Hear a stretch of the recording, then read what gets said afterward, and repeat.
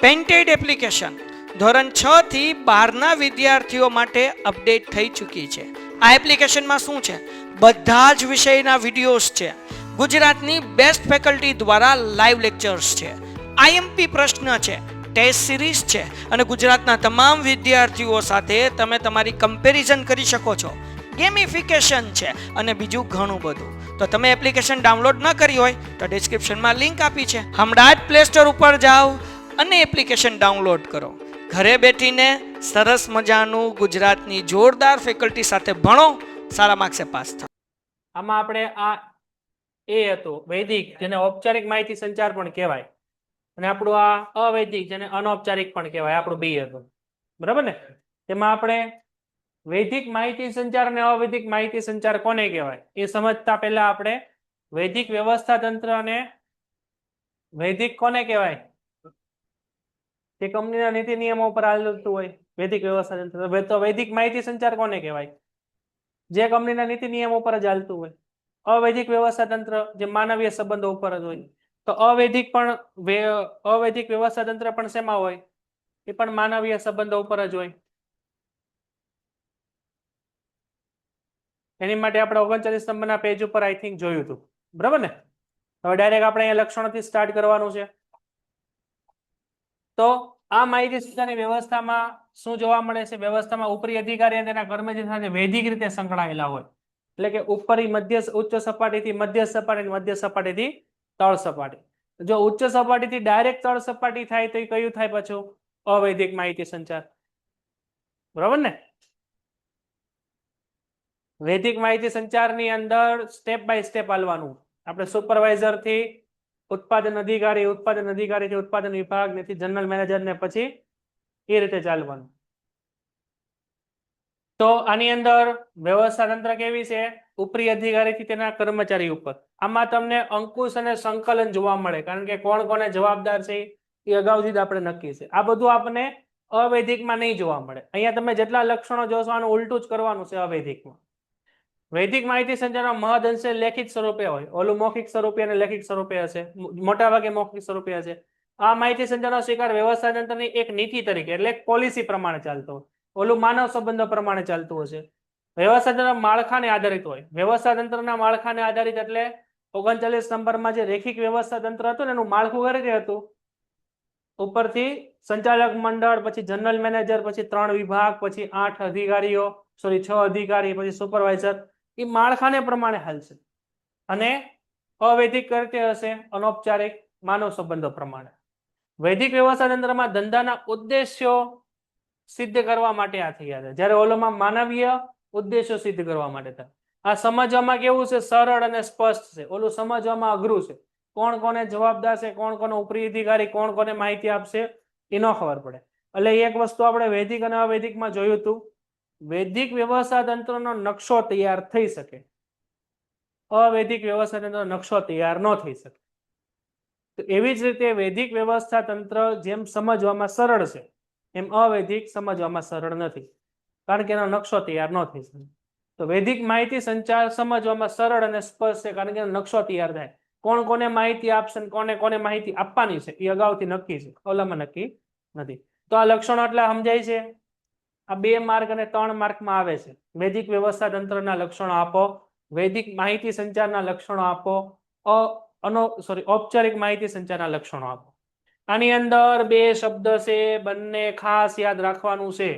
અને ઔપચારિક માહિતી સંચાર પણ કહેવાય અને આને વૈદિક માહિતી સંચાર પણ કહેવાય. તમને એક્ઝામ એમ આવે કે ઔપચારિક અને અનૌપચારિક માહિતી સંચાર સમજાવો, આવું કઈ આવ્યું જ નતું. નહીં. એને અંગ્રેજીમાં ફોર્મલ કોમ્યુનિકેશન કહેવાય અને આને ઇનફોર્મલ કોમ્યુનિકેશન કહેવાય. આને ઇનફોર્મલ કહેવાય. આને અવૈદિક માહિતી સંચાર પણ કહેવાય અને આને અનૌપચારિક માહિતી સંચાર પણ કહેવાય. એકચ્યુઅલમાં 3 નામ છે. ત્રણેય વ્યક્તિ એક જ છે. આ વસ્તુ યાદ રાખવાની છે. ઔપચારિક અને અનૌપચારિક, વૈદિક અને અવૈદિક, ફોર્મલ એન્ડ ઇનફોર્મલ. એટલું રેડી છે દરેકને? આમાં કોઈને કઈ ડાઉટ છે? બીજો ક્વેશ્ચન છે આપણો અવૈદિક. જો વૈદિક આવડે ને તો અવૈદિક ઓટોમેટિક આવડે. વૈદિક નું ઉલટું જ કરવાનું છે આપણે. ઓલામાં જે માહિતી હશે એ કેવી હશે?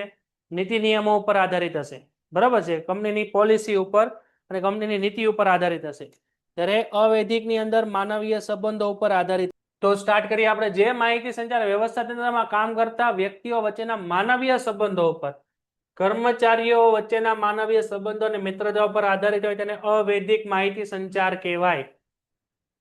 તો તમને બીજો પ્રશ્ન પૂછાય કે અનૌપચારિક માહિતી સંચાર કોને કહેવાય? તો શું આન્સર આવે એનો?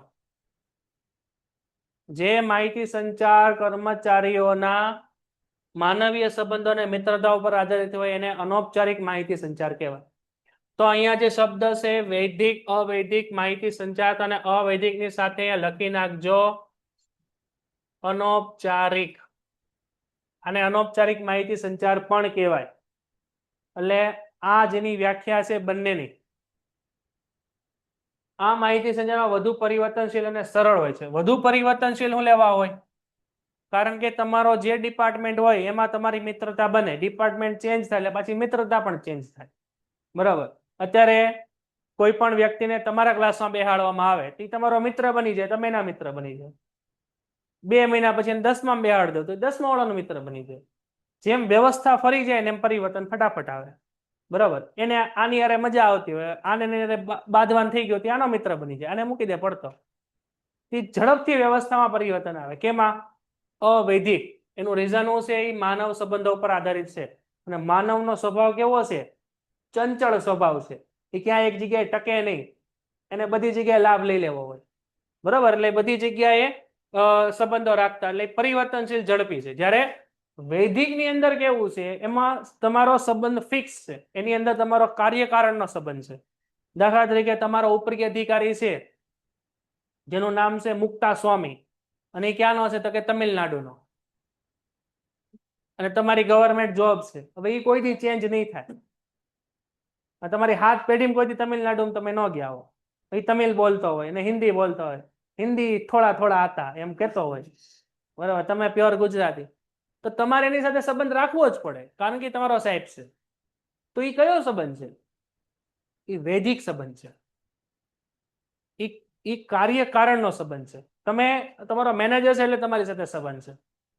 તમારે એની હારે મિત્રતા ન હોય, તમે એની હારે વાતચીતો કરીને પાછળથી તમે ગાળો દેતા હોય, કઈ ખબર જ નથી પડતી, પરંતુ તોય તમારે એને સર સર કહેવું પડે, કારણ કે એ વૈદિક સંબંધ છે. તો એ સંબંધ ચોક્કસ એમાં પરિવર્તન ન આવે. એનું ટ્રાન્સફર થાય, તમારું ટ્રાન્સફર થાય તો જ પરિવર્તન આવે, બાકી તો એ એમ જ રહે. તમારે એને જવાબ દેવાનો એટલે દેવાનો જ તે. સમજાણું કે ન સમજાણું? જ્યારે અવૈદિકની અંદર શું છે? એ માનવ ઉપર આધારિત છે, માનવના સંબંધ હશે, માનવના મગજ ઉપર આધારિત છે. મજા ભાઈબંધી રાખે, ન મજા ગાળો દઈને કાલથી હાલે, તું છૂટો હું છૂટો, એમ. એમાં કાંઈ નવીન ન હોય. એ તમારો સ્વભાવ અને તમારા વર્તન ઉપર આધારિત છે. એટલે એમાં પરિવર્તન ઝડપથી આવે. વૈદિકમાં પરિવર્તન ઝડપથી ન આવે. એટલે સમજવું સરળ છે, અને સમજવું કેવું છે? થોડુંક અઘરું છે. અહીંયા જે તમને સરળ કીધું છે ને, એ સમજવા માટે છે. કાયદાકીય રીતે એને સમજવું અઘરું પડે. આમાં આપણે કહેવાય જો આ મારો ભાઈબંધ, બસ પૂરું થઈ ગયું. એમ સમજવું હેલું છે. પરંતુ જો આ મારા સાહેબ છે, એના ઉપરના આ સાહેબ છે, એના ઉપરના આ સાહેબ છે, એ સાહેબના 4 સાહેબ છે, 4માંથી એક આ સાહેબ છે, અઘરું પડે. એમ અઘરું છે, પરંતુ આમ સરળ છે. તમારે કોને જવાબદાર છે એમ. આમાં બહુ ડીપમાં ઉતરો તોની વાત છે. બાકી ઉપર ઉપરથી એટલું યાદ રાખો, આ બધું પરિવર્તનશીલ છે. જેની અંદર અંકુશ અને આદેશો હોતા નથી. અંકુશ અને આદેશ હોતા નથી જ્યારે વૈદિકમાં હોય. ઉલટું જ છે. આ આવડશે ને તો હમણાં તફાવત આવશે, તમને આવડશે. જેમાં મૌખિક વાતચીત હોય, ઓલામાં કેવી હોય? લેખિત હોય. જેમાં સાંકેતિક ભાષા ઈશારા દ્વારા પણ હોય. અવૈધિક માહિતી સંચાર વ્યવસ્થા તંત્ર વધુ સંકલિત અને વધુ વિશ્વસનીયતા પ્રદાન કરે. આની અંદર વધુ સંકલિત અને વધુ વિશ્વસનીયતા તમને પ્રદાન કરે, કારણ કે તમારા માનવીય સંબંધો છે, તમારી ઉપર વિશ્વાસ રાખે. દાખલા તરીકે જનરલ મેનેજરને સુપરવાઇઝરનું કામ હોય, બરાબર, અને સુપરવાઇઝરને જનરલ મેનેજરનું કામ હોય. સુપરવાઇઝરે એક અવડી મોટી નોટિસ લખી 2 પેજની કે ભાઈ અમને આટલા પ્રોબ્લેમ છે. તો સુપરવાઇઝરની નોટિસ કોને આપશે? સુપરવાઇઝરની નોટિસ કોને આપશે? ઉત્પાદન વિભાગને. તો ઉત્પાદન વિભાગ ઈ નોટિસ જોશે, એને આપી, આ ઉત્પાદન વિભાગ આલ્યો. ઉત્પાદન અધિકારી ઈ નોટિસ જોશે એટલે એને અંદરથી એમ ડર લાગે ને, આમાં મારી તો ફરિયાદ નહીં કરી હોય ને, એટલે વાંચે. એટલે એમાં એને એવું લાગતું હોય 2-3 મુદ્દા કાઢી નાખે, પછી ક્યાં જાય? ઉત્પાદન વિભાગમાં. તો ઉત્પાદન વિભાગનો અધિકારી શું કરે? એમાંથી મુદ્દા કાઢી નાખે. પછી ક્યાં જાય? જનરલ મેનેજર પાસે. એટલે એમાંથી 2-2 મુદ્દા કાઢી નાખે.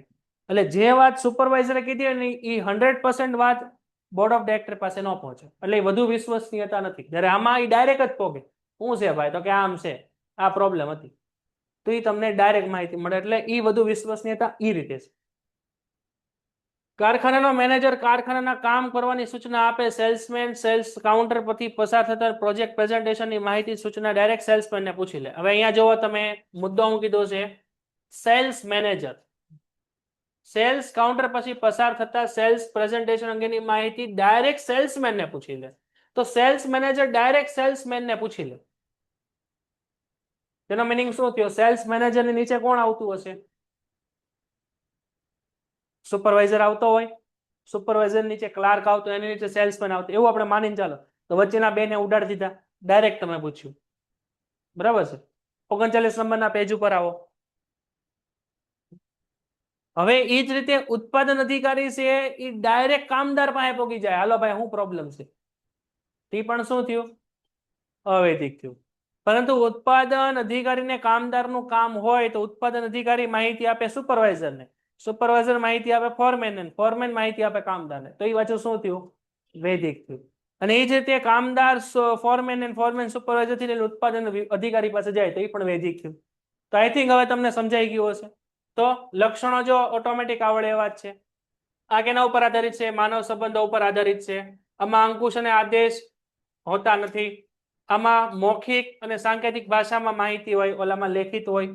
આમાં માનવીય સંબંધો અને મિત્રતા ઉપર આધારિત હોય, ઓલામાં કંપનીના નીતિ નિયમો ઉપર આધારિત હોય. આમાં પરિવર્તનશીલતા છે, ઓલામાં પરિવર્તનશીલતા નથી. આ માહિતી સંચાર વિધિને કોઈ મહત્વ નથી. વિધિ એટલે નીતિ નિયમોને કોઈ મહત્વ નથી, ઓલામાં વિધિને મહત્વ છે. આ માહિતી વ્યવસ્થાને વધુ સંકલિત અને વધુ વિશ્વસનીયતા પ્રદાન કરે છે.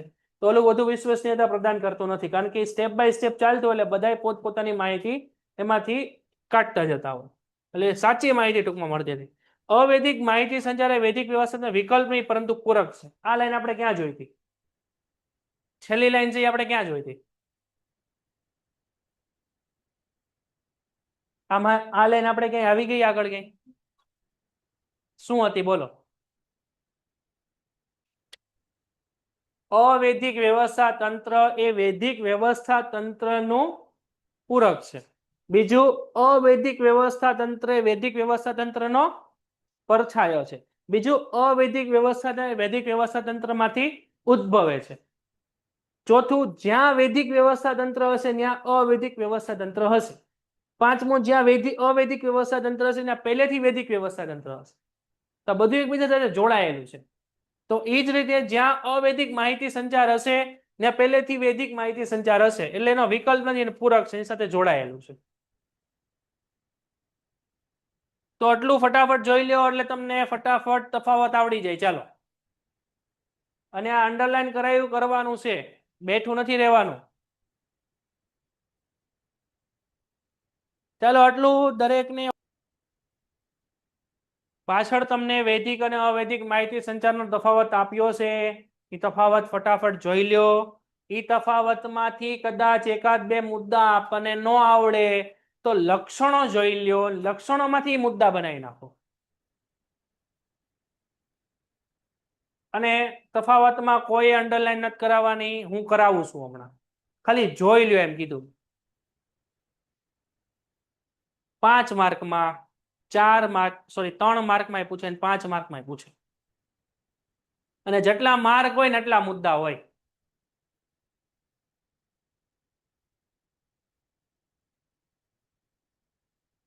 તમે જૂના પેપર જોયા કે જોયા નથી? કોઈ દી કેવા આવે? ઓલી માર્વેલ નું મટીરિયલ જોયું તમે?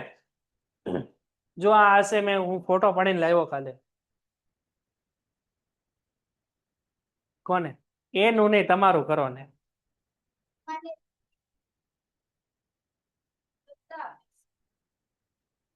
જો આ બુક છે તમારે લેવાની, આ સોના પ્રકાશનની છે, માર્વેલ 2026. આ છોકરીનો ફોટો આવશે. જો આ છે, આ બુક લેવાની દરેકે. જો આ બુક છે,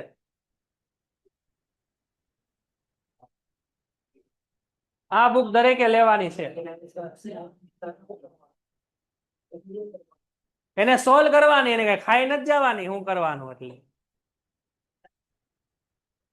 વૈદિક માહિતી સંચાર સમજાવો. વૈદિક ભાઈ આખું સમજાવી દીધું લાસ્ટ લેક્ચરમાં. પ્રાઇઝ મને ખબર નથી ભાઈ, 200-250 જેવું હશે.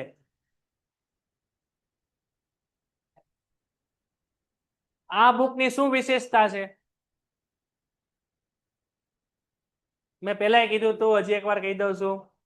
આ બુકમાંથી તમારે એકાઉન્ટ, સ્ટેટ, ગુજરાતી ને ઇંગ્લિશ આ 4 વિષયનું, એટલે જો કે 7 વિષયના બોર્ડમાં પૂછાઈ ગયેલા પ્રશ્નો છે આમાં, માર્ચ 18 થી લઈને માર્ચ 25 સુધીના. એમાં એકાઉન્ટ અને સ્ટેટના ખાસ કરો એમાંથી, તો તમને ખબર પડે કે તમને કેટલું આવડે છે, એમાં તમારું લેવલ કેટલું છે. એમાં બોર્ડમાં પૂછાઈ ગયેલા પ્રશ્નપત્ર છે માર્ચ 18 થી જુલાઈ 25 સુધીના બધા.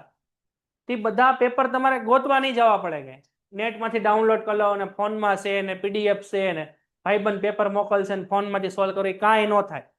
આજથી 115 દિવસ બાકી છે ટોટલ. કેટલા? 115 દિવસ.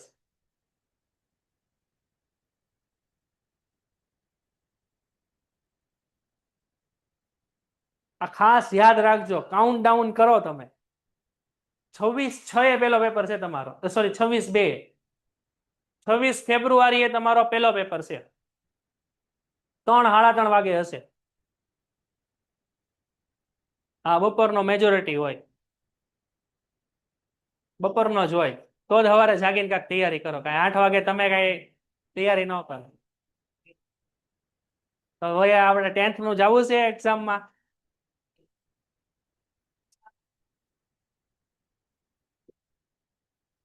પેલા અમારી વખતે શું હતું, બધા પેપર 3:30 વાગે જ આવતા. એસપીસીસી નો પેપર સવારે 10:30 આવતો. બધા પેપર 3:30 હોય, અને એસપીસીસી નો ત્રીજો કે ચોથો પેપર હોય ને, એ સવારે 10:30 હતા. એટલે શું પ્રોબ્લેમ આવતો એમાં? દાખલા તરીકે તમે આજે ઇકોનોમિક્સ નો પેપર દીધો 3:30, 6:30 પેપર પૂરો થયો, તમે ઘરે આવ્યા, એટલે બીજા દિવસે સવારે 10:30 એસપીસીસી નો પેપર હોય. બીજા દિવસે સવારે, એમાં દિવસનો વચ્ચે ગેપે ન હોય. એટલે એમાં છોકરાઓ ભૂલી જાય. એવા ઘણા કેસ થયા. મેં એક જોયેલો હતો, એક છોકરી હતી સ્કોલર સ્ટુડન્ટ, એમ તમને આમ એટલે ભણવામાં એટલી હોશિયાર ને, એને 98 થી 99% આવી જાય એવી છોકરી હતી. હું જ ભણાવતો હતો. આ 3-4 વર્ષ પહેલાની જ વાત છે. એ છોકરી એસપી નો પેપર દેતા ભૂલી ગઈ. શું લેવા? કારણ કે એને 3 જેટલા પેપર દીધા, એટલે 3:30 દીધા હોય, એટલે એને ટેન્શનમાં એ જ હતું કે સવારે જ પેપર હોય, સોરી 3:30 જ પેપર હશે. તો એ તો તૈયારી એ રીતે જ કરતી હોય, સવારે જાગીને વાંચવા બે કે આ છે ઓલું છે. પછી કઈક 12:30 એના મમ્મી કઈક શાકભાજી લેવા નીકળ્યા, તો એક પાડોશીએ પૂછ્યું એને કે ભાઈ છોકરીને કેવો પેપર ગયો? હજી તો વાર છે 3:30. કે ના હવે 10:30. તો કે હે કરીને દોડીને ગયા, અને છોકરી રોવે કઈ, હવે મારે કઈ ભણવું જ નથી. પછી એને ઓલી રિપીટરમાં એક્ઝામ આપી. રિપીટરમાં એક્ઝામ આપીને તોય એને 97 માર્ક હતા રિપીટરમાં, 3 મહિના પછી. એટલે આવું થાય. એટલે સરકારે આ નિયમ કાઢી નાખ્યો, એટલે તમારે બધા 3:30 જ પેપર આવશે. એટલે અમારી વખતે એ હતું પ્રોબ્લેમ. હજી હમણાં સુધી હતું, આ 3 વર્ષથી જ હમણાં કદાચ કેન્સલ થયું છે. એટલે બધા પેપર તમારા 3:30 જ હશે, સવારે નહીં હોય. એટલે આવા ઇન્સિડન્ટ્સ ગુજરાતમાં ઘણા થયેલા, ઘણા. એમાં એનો હું વાક્ય, એટલે એક્ઝામ છે ને આખી આમ ગેમ છે.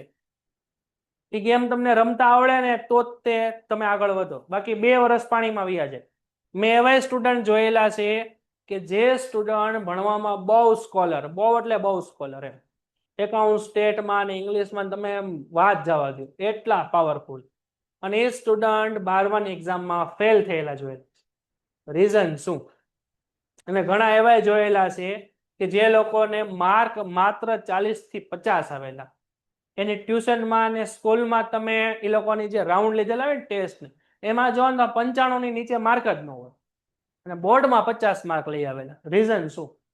રીઝન ખાલી એક જ તે કે એને આવડતું હતું બધું, પેપર કેમ લખવાની ન આવડ્યું. એટલે તમારે પ્રેક્ટિસ એ પાડવાની છે કે 3 કલાકમાં પેપર કેમ પૂરો કરવો, કયા સેક્શનને કેટલું મહત્વ આપવું, કયો ક્વેશ્ચનનો કેટલા માર્કમાં વેટેજ છે, કેટલી મિનિટમાં કયો આન્સર પૂરો કરવો, કયો ક્વેશ્ચન કેટલા માર્કમાં પૂછાય, કેટલું લખવું, આ બધું ઇમ્પોર્ટન્ટ છે. મને બધું આવડે છે, હું આખું બીએ છાપી નાખું, આખું બીએ એક્ઝામમાં નથી લખવાનું. એટલે હું તમને પહેલેથી કહું છું, દરેક ટોપિક આવે ને એમાં 3-3, 4-4 વ્યાખ્યા આવશે. તમારે વધી વધીને 2 યાદ રાખવાની, બાકીનું ઉડાડી જ દેવાનું, બધું હુંલા ભણવાનું. એ આખી ગેમ છે. તમને બધું આવડશે ને પહેલા પેજ થી છેલ્લા પેજ સુધીનું બધું, તોય તમે ફેલ થાઓ. અને તમે ખાલી 50%, 60% વાંચીને ગયા હશો ને તોય તમારે 80-90 માર્ક આવી જાય. એ ડિપેન્ડ કરે છે કે તમે 3 કલાકમાં શું કરો છો ને કઈ રીતે પેપર લખો છો. બરાબર, આ વસ્તુ મારી યારે થયેલી છે. મેં જયારે 2015માં 12માની એક્ઝામ આપી, એકાઉન્ટનો પેપર, અમારી વખતે જો કે છાપામાં આવ્યું હતું એ સમયે, અમારી વખતે ઇતિહાસનો, ગુજરાત શૈક્ષણિક બોર્ડના ઇતિહાસનો સૌથી હેલામાં હેલો પેપર એકાઉન્ટનો હતો, માર્ચ 2015નો. પછી જો કે તમારા 18માં સિલેબસ બદલાઈ ગયો, છાપામાં આવ્યું હતું સૌથી ઇતિહાસનો હેલામાં હેલો. કેવો પેપર ખબર? તમારે ટેક્સ્ટ બુક હોય ને એમાં દરેક ચેપ્ટર છે ને, દરેક ચેપ્ટરના સ્વાધ્યાયના પહેલા બીજા જ ક્વેશ્ચન. અમે એકાઉન્ટના જેટલા પણ દાખલા જોયા ને, ખાલી ક્વેશ્ચન જોયો ને ત્યાં અમને ખબર ત્યાંનો જવાબ આ જ આવે. એટલો કોન્ફિડન્સ. અને એ કોન્ફિડન્સ મને નડ્યો હતો. કઈ રીતે? અમારે વાર્ષિક હિસાબ આવતો અને હારે દેશી નામું આવતું, 12 માર્ક, ટોટલ 24 માર્કનો સેક્શન આવતો. તો દેશી નામું આખું ખબર હતી ત્યાં આમ આટલો જ જવાબ આવે, અને વાર્ષિક હિસાબ આમ ને ખાલી ક્વેશ્ચન જોઈને ત્યાં મને ખબર પડી આનો આ જ જવાબ આવે. એટલો કોન્ફિડન્સ હતો. એટલે મેં તો સ્પીડમાં ભગાડ્યું, જવાબ આવી ગયો, બધું રેડી. મેં આમાં 100માંથી 100 પાક્કા. ઘરે આવ્યો ફૂલ મોજમાં, આ છે ઓલું છે. પછી ઓલો ભાઈબંધ કે કેટલા જવાબ? મેં કેટલા જવાબ આવે? પછી જવાબે વાર્ષિક હિસાબના જવાબે મળી ગયા. પછી ઓલો કે આ હવાલામાં શું આવે? મેં કયો હવાલો? તેને પેજ ફેરવ્યું, પાછળ 3 હવાલા હતા. મેં એ તો જોયું જ નહોતું. ટોટલ 6 હવાલા હતા, 3 આગળ હતા અને 3 પાછળ હતા. તો મેં તો 3 આગળના જ જોયા એક જ પેજમાં. ઉપર આખું એક કોષ્ટક આપેલું, નીચે ટોટલ 6 હવાલા, 3 અહીંયા ને 3 પાછળ. પાછળ પાછા ઉપર મેં જોયા જ નહીં. મને તો 3 જ હવાલા છે, હાલો હાવ હેલો. જવાબે પાછો આવી ગયો. એ 3 હવાલાના માર્ક કપાણા. જવાબ આવી જ જાય, તમે એકે હવાલો ન લખો ને તોય જવાબ આવી જાય. જવાબ આવી જાય. હવાલા તો શું છે? વધારો ઘટાડો કરે. દાખલા તરીકે પેન્ટેડ એપ્લિકેશન ધોરણ 6 થી 12ના વિદ્યાર્થીઓ માટે અપડેટ થઈ ચૂકી છે. આ એપ્લિકેશનમાં શું છે? બધા જ વિષયના વિડીયોઝ છે. ગુજરાતની બેસ્ટ ફેકલ્ટી દ્વારા લાઈવ લેક્ચર્સ છે.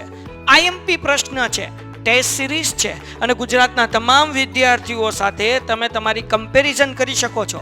ગેમિફિકેશન છે અને બીજું ઘણું બધું. તો તમે એપ્લિકેશન ડાઉનલોડ ન કરી હોય તો ડિસ્ક્રિપ્શનમાં લિંક આપી છે, હમણાં જ પ્લે સ્ટોર ઉપર જાઓ અને એપ્લિકેશન ડાઉનલોડ કરો. ઘરે બેઠીને સરસ મજાનું ગુજરાતની જોરદાર ફેકલ્ટી સાથે ભણો, સારા માર્ક્સે પાસ થાઓ. 500 માઇનસ કર્યો તો 500 પ્લસ થવાના જ છે. એટલે એ 3 હવાલા હું ભૂલી ગયો હતો. એટલે એમાંથી 12 માર્ક નો આવે. એટલે આવું થાય. મારે 93 કે 94 સમથિંગ છે. એટલે આવું થાય, દરેકને થાય. કારણ કે એ 3 કલાકની આખી સ્ટ્રેસ વાળી ગેમ છે. તમે 3 કલાક તમારો ફોકસ ને હોવું જોઈએ. આ ધ્યાન રાખજો. દરેક બધા તમને બધી વાતો કરશે, કાંઈ ન થાય, આમ ન થાય, ઓલું ન થાય, બધું થાય. 2 વર્ષ પહેલા મારી એક સ્ટુડન્ટ હતી, ગામડાની સ્ટુડન્ટ. એટલે એ લોકોને મેં સલાહ આપી હતી જાન્યુઆરી મહિનામાં. મેં કહ્યું હવે એક્ઝામ ને આપણે મહિના દિવસ જેટલી વાર છે, તમે બહારનું બધું ખાવા પીવાનું. એ લોકો બ્રેક પડે સીધા પડીકા જ તોડે, પડીકા જ ખાય, એકલા પડીકા ખાય. એટલે એ લોકોને મેં ના વળી બહારનું ન ખાતા, આડોડું મેં કંઈ ખાતા નહીં, બહારનું કાંઈ તમે બહાર આંટો મારવા ન જતા, બને ત્યાં સુધી થોડુંક ધ્યાન રાખજો, એક્ઝામ પૂરી થાય ત્યાં. એક્ઝામ છેલ્લા પેપર પતે એટલે જે ફાવે કરજો. મને કહે સાહેબ કાંઈ ન થાય, કે અમને કાંઈ ન થાય, અમને કાંઈ ન થાય. એટલે એ છોકરીએ જાન્યુઆરીના એન્ડિંગમાં એ કંઈક પાણીપુરી ખાવા ગઈ કોઈક બેનપણી હારે, અને પાણીપુરીની અંદર એને ડાયરિયા થઈ ગયો, અને એની એટલી ઇમ્યુનિટી સિસ્ટમ ડાઉન થઈ ગઈ ને એટલે 5 દી દાખલ કરવી પડી.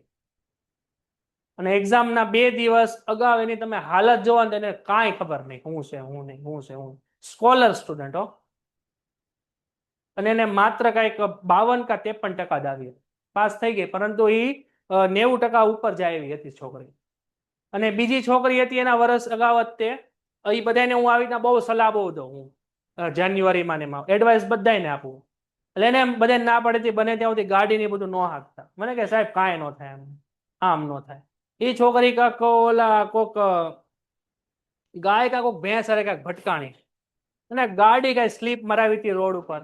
અહીંથી લઈને અહીંયા સુધીનો પ્લાસ્ટર આવ્યું, અહીંથી લઈને અહીંયા સુધીનો પ્લાસ્ટર આવ્યું. એના બાપાએ સ્પેશિયલ રિક્ષા રાખી હતી એને એક્ઝામ દેવા માટે. એક્ઝામમાં આવડો મોટા આમાં પગ લઈને જાતી આવે. મેં બહુ એને સલાહ આપી કે આવું બધું ન, એ કાંઈ ન થાય. હવે તમે વિચારો, એ ગામડાની છોકરી હોય, એ કે પાણીપુરી ખાવાથી પણ એ બીમાર પડતી હોય, એની ઇમ્યુનિટી સિસ્ટમ તમારા બધા કરતા બહુ સારી હોય, બરાબર? તો એ લોકો હાથોહાથ આવી જતા હોય તો તમે તો કાંઈ ન કહેવા, તમને તો ફૂંક મારીએ ત્યાં તમે બીમાર પડી જવા હો. આ ચોખ્ખી વાત છે, કારણ કે તમારી ઇમ્યુનિટી સિસ્ટમ એટલી સારી ન હોય. એટલે આ બધું હવે બહુ ધ્યાન રાખજો. તમને મજા કરવા માટે 3 મહિનાનું વેકેશન પડે છે, 90 દિવસનું. આ 90 દિવસ સાચવી લેજો દરેક હો. કાંઈ ન થાય ને મગજમાંથી કાઢી નાખવું, બધું થાય. એક નાની એવી કીડી ગળે ને તોય ધંધે લાગી જાવ તમે.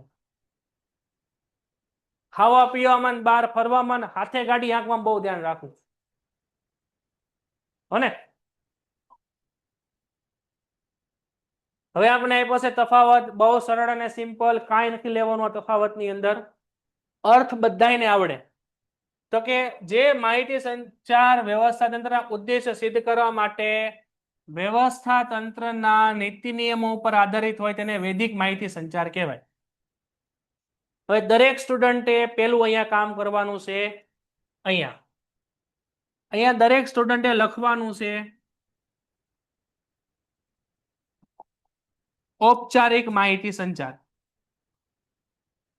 અહીંયા દરેકે લખવાનું છે ઔપચારિક માહિતી સંચાર. અને બીજું અહીંયા લખવાનું છે અનૌપચારિક માહિતી સંચાર. એટલે તમને આ તફાવત પૂછે તો પણ આનો જવાબ આ જ આવે.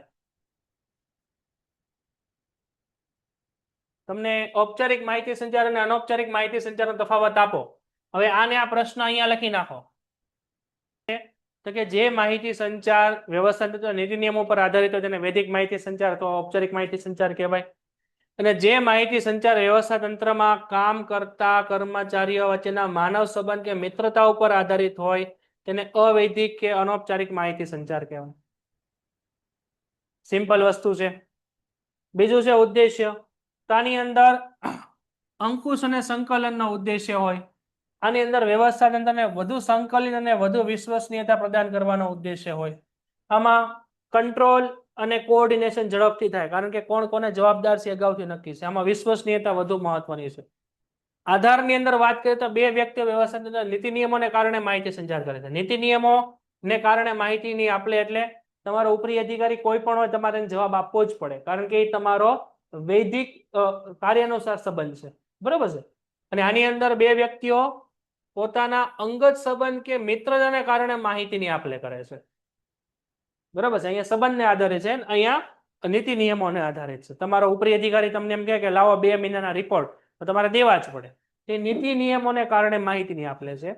અને આમાં લાવો તો ભાઈબંધ જોઈએ કેવા રિપોર્ટ છે. આ લે હમણાં વોટ્સએપ પર, તો એ કેના ઉપર આધારિત છે? મિત્રતા ઉપર છે. અંકુશ અને દેખરેખ. તો આમાં અંકુશ અને દેખરેખની આપણને જરૂર રહે છે, આમાં અંકુશ અને દેખરેખની આપણને જરૂર રહેતી નથી. એટલે આમાં આપણે સાચું કરવાનું અને આપણે ખોટું કરી દેવાનું. આમાં અંકુશ જોવે, આમાં ન જોવે. પછી પરિવર્તનશીલ. વૈદિક માહિતી સંચાર વ્યવસ્થા તંત્ર ખૂબ ઓછું પરિવર્તનશીલ છે, જ્યારે આ વધુ પરિવર્તનશીલ છે, કારણ કે આ માનવ સંબંધો ઉપર આધારિત છે, આ નિયમો ઉપર આધારિત છે. એટલે નિયમો ઝડપથી ન બદલાય. સમય, તો કે કાર્યસ્થળે અને સમયે વૈદિક માહિતી સંચાર થાય. જ્યાં તમે કામ કરતા હો ત્યાં તે માહિતી સંચાર થઈ શકે. અને આ ગમે તે સ્થળે અને કાર્ય સિવાયમાં પણ તમે કરી શકો. એટલે અહીંયા પાનના ગલ્લે ઉભા હો તો રિપોર્ટ માંગી શકો, લાવતો ભાઈ ઓલો 2 મહિનાનો રિપોર્ટ. હું તો હા કામ કરો, લે હું ઘરે આવું છું હમણાં 8 વાગે જમી કાઢવીને. તો એ ગમે ત્યારે ગમે માહિતી મળે. અહીંયા તો કે અહીંયા જે કાર્ય સ્થળે તમે કામ કરો ત્યાં જ તે તમે માહિતી મેળવી શકો. દાખલા તરીકે તમે કોઈ કંપનીમાં કામ કરો છો તો સવારે 11:30 તમે રિપોર્ટ આપ્યો કે ભાઈ સવારે 11:30 મને 2 મહિનાનો રિપોર્ટ આપજે, તો તમારે 11:30 એ ઓફિસમાં જ આપવું પડે, કારણ કે નીતિ નિયમો પર આધારિત છે. અગાઉથી જાણ માહિતી મોકલનાર અને મેળવનાર કોણ છે તેમજ માહિતીનું સ્વરૂપ અગાઉથી જ નિશ્ચિત હોય છે. માહિતીનું સ્વરૂપ કયું કોને મોકલવાનું છે અગાઉથી જ નિશ્ચિત છે, કારણ કે નીતિ નિયમો પર આધારિત છે. એટલે માહિતીનું સ્વરૂપ અને વિધિ અગાઉથી નક્કી હોતા નથી. અહીંયા માહિતીનું સ્વરૂપ અને વિધિ અગાઉથી નક્કી હોતા નથી, કારણ કે એ નિયમો પર આધારિત નથી. સમય અને સંજોગ અનુસાર ઉદ્ભવ જવાથી આટલી વસ્તુ અંડરલાઈન કરવાની છે. આટલું રેડી છે? હવે આમાં તમને ટોટલ કેટલા મુદ્દા આપેલા છે? 7. હવે આમાં વધારાનો મુદ્દો એડ કરવો તો કયો એડ કરી શકો? બોલો ફટાફટ. સ્થળ આવી ગયું, કાર્ય સ્થળ અને સમય બંને આવી ગયું. એમ નહીં, આ 7 સિવાય હજી 8મો મુદ્દો એડ કરો તમે કયો કરી શકો? લક્ષણ જોવો તમે આવડે. હા વેરી ગુડ. તો આ માહિતી સંચાર કઈ રીતે હશે? આ માહિતી સંચાર કેવી છે? તો કે આ માહિતી સંચાર લેખિત સ્વરૂપે છે, ત્યારે આ કેવી છે? આ મૌખિક સ્વરૂપે છે. તો આ મુદ્દો એડ કરી શકો તમે. પછી બીજું બોલો શું આવે? માહિતી સંચાર ને પછી એના પછી કયો છે? હા, અવરોધ દૂર કરવાના ઉપાય. હવે જો આ પ્રશ્ન તમને 5 માર્કમાં પૂછાય, માહિતી સંચાર એટલે શું? માહિતી અસરકારક માહિતી સંચારના અવરોધો. અવરોધોને અંગ્રેજીમાં કહેવાય બેરિયર, પ્રોબ્લેમ, સમસ્યા. બરાબર? આ બધી સમસ્યાઓ છે. અવરોધો એટલે આપણા બેરિયર છે, એટલે આ બધી આપણને જોવા મળે છે સમસ્યાઓ. જે કોઈ પણ માહિતી સમસ્યાઓ જે કોઈ પણ માહિતીને અટકાવતી હોય. સમસ્યાઓ આપણે આમનેમ જોઈ લઈએ કેવી કેવી હોય માહિતી સંચાર. માહિતી સંચાર એટલે પહેલા તો શું થાય? જેમાં ઓછામાં ઓછા કેટલા વ્યક્તિ હોય? બોલો, કેટલા વ્યક્તિ હોય? 2. કોણ કોણ હોય? બોલનાર અને સાંભળનાર. બરાબર છે? જેમાં ઓછામાં ઓછા 2 વ્યક્તિ હોવા જોઈએ. જેમાં આપણા વિચારો અન્યના મગજમાં આપણે કોઈ માહિતી અન્યને જ્યારે આપીએ તેને માહિતી સંચાર કહેવાય, અને બદલામાં એનો પ્રત્યુત્તર આપે. તો કોઈ વ્યક્તિને જ્યારે તમે માહિતી આપો છો ત્યારે કયા કયા પ્રોબ્લેમ આવી શકે, કયા કયા અવરોધો આવી શકે, કે કયા કઈ સમસ્યાઓ આવી શકે. દાખલા તરીકે આ જ ક્લાસરૂમ છે. હવે તમને બધાને હું રોડ ઉપર ઉભા રાખું ને અહીંયા ઉભો બોલું તો તમને અવાજ આવે મારો? કોણ આ પાડે? કયો છે એ ડોટ ડાયો? આવે? ટ્રાય કરવું? કોણ બોલ્યું? તમારે એ વ્યક્તિ તમારાથી દૂર હોય તો તમારો અવાજ ત્યાં ન પહોંચે, એ પ્રોબ્લેમ આવે. બીજું, જો એ વ્યક્તિ તમારી પાસે હોય, એ વ્યક્તિ તમારી પાસે હોય અને તમારી ભાષા એ વ્યક્તિ ન સમજાતી હોય તો પણ પ્રોબ્લેમ આવે. ભાષાનો પ્રોબ્લેમ આવે ને? બરાબર. પછી ત્રીજું, અવાજનો પણ પ્રોબ્લેમ આવી શકે. દાખલા તરીકે વ્યક્તિ બાજુમાં છે અને તમે બહુ જોર જોરથી બોલો છો તો પણ એમ નહીં સમજાય. બહુ ધીમે ધીમે બોલો છો નહીં તમને કે હે તો એ નહીં સમજાય. બરાબર છે? બીજું, તમારી ભાષાનું પ્રોનાઉન્સિએશન કેવું છે, તમે ભાષાનો ઉચ્ચાર કેવો કરો છો, એ બરોબર નહીં હોય તો પણ નહીં સમજાય. તમે દ્વિઅર્થવાળી ભાષા વાપરતા હશો, એટલે એવા શબ્દનો ઉપયોગ કરતા હશો જેના બે અર્થ થતા હોય, તો તમે કેવા કાંક જતા હો અને સામેવાળો વ્યક્તિ સમજે કાંક તો પણ પ્રોબ્લેમ આવી શકે. તો આવા ઘણા બધા પ્રોબ્લેમ હશે જે આપણે અહીંયા જોવાના છે. મોસ્ટ આઈએમપી ક્વેશ્ચન છે 5 માર્કનો, માહિતી સંચારના અવરોધો. અને આ એકમાત્ર ટોપિક આમાં એવો છે જેમાં ખાલી તમારે મુદ્દા જ યાદ રાખવાના છે. અંદરનો લખતા નાના છોકરાને આવડે, ખાલી મુદ્દા સમજવાના. અવરોધ કયા કયા છે એના પોઈન્ટ પાડી લે, પોઈન્ટ લખી નાખો, પોઈન્ટ યાદ રહે એટલે બસ 5 માંથી 5 માર્ક આવી જ જાય. અંદર હું લખું તમને આવડે જ તે. માહિતી સામેવાળા વ્યક્તિના મગજમાં પોગે કે નહીં આપણે જોવાનું. નથી પોગતી તો શું પ્રોબ્લેમ છે? ઘણા બધા પ્રોબ્લેમ છે. તો માહિતીની કાર્યક્ષમતાનો આધાર તેની સાથે સંકળાયેલા અધિકારીઓ અને કર્મચારીઓની બુદ્ધિ શક્તિ અને નિષ્ઠા પર રહેલો છે. સૌથી પહેલો પ્રોબ્લેમ છે બુદ્ધિ શક્તિ. એટલે તમારી કેપેસિટી કેટલી છે સામેવાળા વ્યક્તિની વાતચીત કરવાની. હું અહીંયા આવીને બહુ મોટી મોટી વાતો કરવા માંડું, દાખલા તરીકે આપણે ઓલું પોસ્ટ કોબનું સૂત્ર છે ને પછી આપણે 2-3 અલગ અલગ આપણે હેનરી ફિયોલ ને પીટર ડકર ને ભણ્યા, અબ્રાહમ માસ્લો ને ભણ્યા. તમારું 12મું ધોરણ જેવું સ્ટાર્ટ થાય ને એ જ બધા ટોપિક લઈ લો, ભારે ભારે ટોપિક, તો બધું તમારા માથેથી છે. એનો પ્રોબ્લેમ શું છે કે તમારું મેન્ટલ લેવલ કેટલું છે એ પણ ડિપેન્ડ કરે માહિતી સંચારમાં. હવે તમે હાવ ઢગલાના ઢ હો અને હું તમને બહુ હાઈ લેવલનું નોલેજ આપવા માંડું તો એ તમને પ્રોબ્લેમ કરે, એ તમને ન સમજાય. મારે તમને બેઝિક થી એડવાન્સ લઈ જવા પડે. સૌથી પહેલા સંચાલન એટલે હું પેલો એટલે એ જ ચેપ્ટર આવે, પછી તમને થોડું સમજાય, પછી આપણે લેવાય. અને બીજું, તમે બહુ એડવાન્સ લેવલના હોય, દાખલા તરીકે તમે પીએચડી સ્ટુડન્ટ છો, તમે સ્કોલર સ્ટુડન્ટ છો, અને હું તમને સમજાવું કે ભાઈ સંચાલન એટલે શું, તેનો મિનિંગ શું છે, તમારું લેવલ બહુ હાઈ છે અને હું તમને બેઝિક થી ભણાવું છું, તો એ પણ પ્રોબ્લેમ ક્રિએટ કરે. ડિપેન્ડ કરે છે કે સામેવાળા વ્યક્તિની બુદ્ધિ શક્તિ કેટલી છે, મેન્ટલ એબિલિટી કેટલી છે.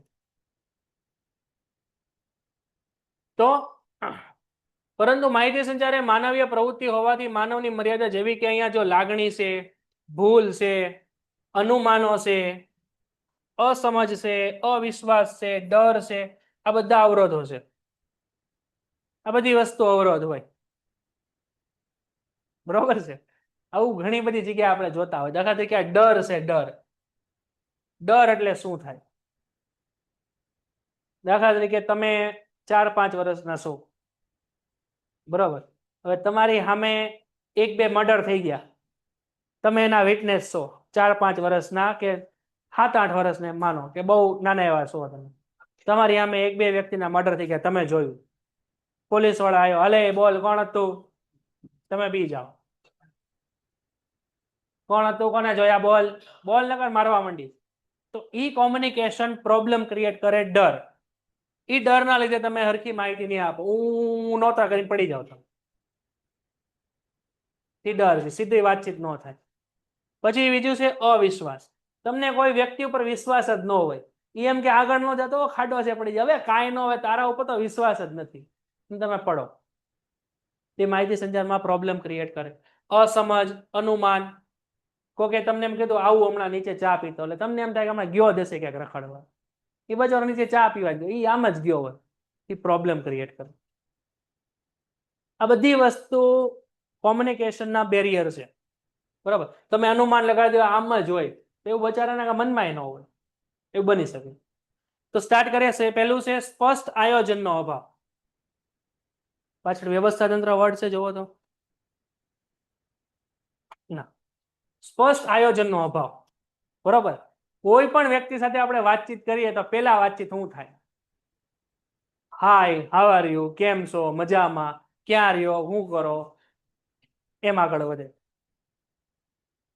ડાયરેક્ટ તમે મુદ્દાની મેઇન વાત કરી દો, લાવતો 50,000 રૂપિયા, ના પાડતો. પેલા આપણે ધીમે ધીમે ફ્લો કરીને એને બાટલી ઉતારવાનો હોય, તેને કહેવાય પ્રોપર પ્લાનિંગ કોમ્યુનિકેશન. બહુ પેલા હારી હારી વાત કરવાની, મીઠી મીઠી વાત કરવાની, પછી આપણે એમ લાગે કે હવે આ હલવાઈ ગયો, પછી બાટલી ઉતારવાનું, કે આખી સ્ટોરી ક્રિએટ કરવાની કે મને આ પ્રોબ્લેમ છે, મારે પૈસાની બહુ જરૂર છે, ને ઓલો કાળા ચોર ના ક્યાંકથી ચોરી કરીને તમને આપશે પૈસા. એની મેથડ છે જેને કહેવાય પ્રોપર પ્લાનિંગ કોમ્યુનિકેશન. અને આ બધી વસ્તુમાં આજનો માનવી બહુ બહુ હોશિયાર છે કે સામેવાળા વ્યક્તિને કેમ પાડી દેવો. બાકી તમે કોઈ વ્યક્તિ પાસે એમ માંગો કે લાવ તો 10 રૂપિયા એ નહીં દે, બાકી ઓલો પ્રોપર પ્લાનિંગ કરશે ને, આખું આમ પ્લાનિંગ કરીને તમને સમજાવશે ને, તમે ચોરી કરીને 50,000 આપશો. તો પેલી વાત એ છે કે તમે ડાયરેક્ટ માંગશો કોઈ વ્યક્તિ, ડાયરેક્ટ કોઈ પણ વાતચીત કરશો ને તો એ વાતચીતનો સાચો અર્થ નહીં આવે. તો તમારે પેલા જોવે આયોજન. એટલે માહિતીની સ્પષ્ટ આયોજન ન હોય તો એ શું થાય? પ્રોબ્લેમ. તો માહિતી મોકલતા પહેલા કઈ માહિતી ક્યાં ક્રમમાં કોને મોકલવી, અહીં અંડરલાઈન કરો, કઈ માહિતી ક્યાં ક્રમમાં કોને મોકલવી, કેમ કેમ વાતચીત કરવી, એ તમને નહીં આવડતું હોય તો માહિતી બરોબર નહીં થાય. તેનું આયોજન કરવામાં ન આવે તો માહિતી આપનાર અયોગ્ય, અસ્પષ્ટ અને અધૂરી માહિતી મેળવે છે. પેન્ટેડ એપ્લિકેશન ધોરણ 6 થી 12ના વિદ્યાર્થીઓ માટે અપડેટ થઈ ચૂકી છે. આ એપ્લિકેશનમાં શું છે? બધા જ વિષયના વિડીયોઝ છે. ગુજરાતની બેસ્ટ ફેકલ્ટી દ્વારા લાઈવ લેક્ચર્સ છે, આઈએમપી પ્રશ્ન છે, ટેસ્ટ સિરીઝ છે અને ગુજરાતના તમામ વિદ્યાર્થીઓ સાથે તમે તમારી કમ્પેરિઝન કરી શકો છો. ગેમિફિકેશન છે અને બીજું ઘણું બધું. તો તમે એપ્લિકેશન ડાઉનલોડ ન કરી હોય તો ડિસ્ક્રિપ્શનમાં લિંક આપી છે. હમણાં જ પ્લે સ્ટોર ઉપર જાઓ અને એપ્લિકેશન ડાઉનલોડ કરો. ઘરે બેઠીને સરસ મજાનું ગુજરાતની જોરદાર ફેકલ્ટી સાથે ભણો, સારા માર્ક્સે પાસ થાઓ.